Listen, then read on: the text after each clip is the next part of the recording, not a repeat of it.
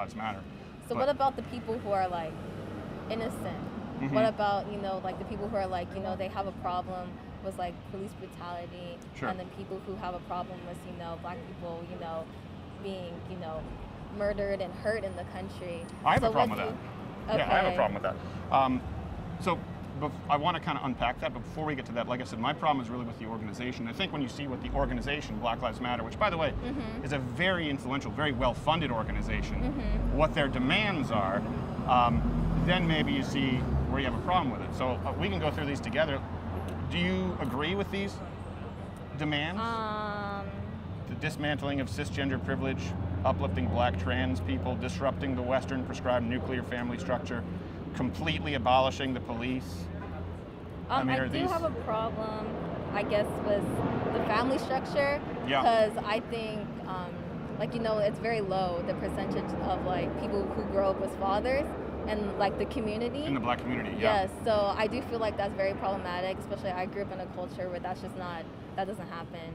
You just don't not have a dad, So you did have a dad? Yes, I did have a dad. That's good. Yeah, I consider that when we talk about privilege, I don't like to see things through just the prism of race, but having a family, having a father and mother is a tremendous privilege. I think it's very important. I think also too, like, I feel like that's something that can be very beneficial to have our fathers in the house, right. So I guess I don't agree with the, like, not having a family structure, because I think that's important. Yeah. Yes. So these are the demands from Black Lives Matter, the founders, and you can actually go read them on their website. We have some links there.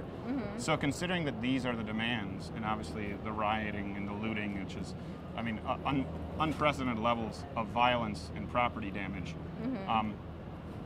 at what point, what would be required, I guess, if you don't consider that domestic terrorism? $600 million in property damage, around 20-something people killed, 900 officer casualties.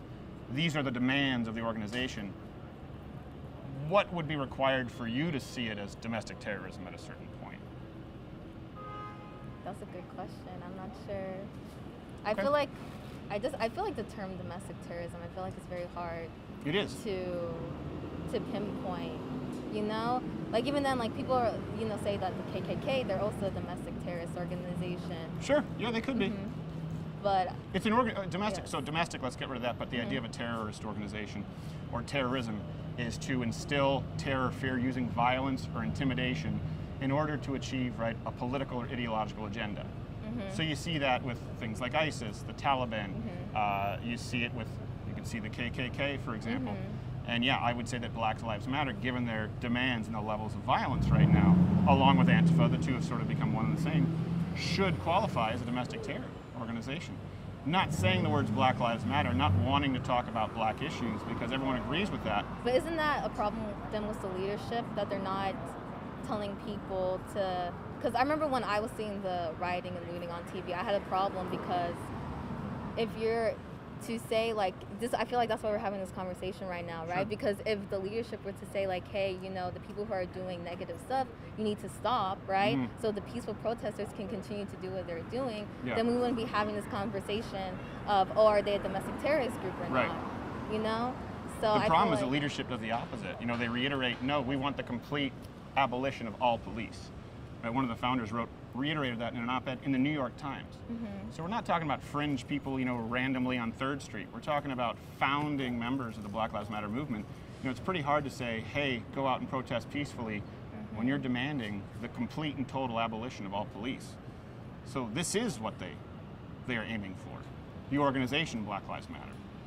And I think that a lot of people who say the words and think that the words sound good, and I would say the words sound good, I think all lives matter, I think Black Lives Matter, I think anytime you say X lives matter, people are on board with it, because there are a lot of people who are inherently good.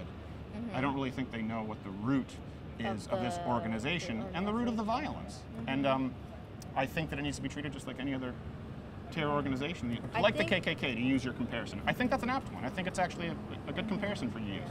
I think also too, I feel like why maybe a lot of people don't don't see the damage is because, at least, like, it happens in a lot of downtown areas. That's why I noticed too. Like, so for example, we had in my city, we had also like some like people who were breaking into stuff.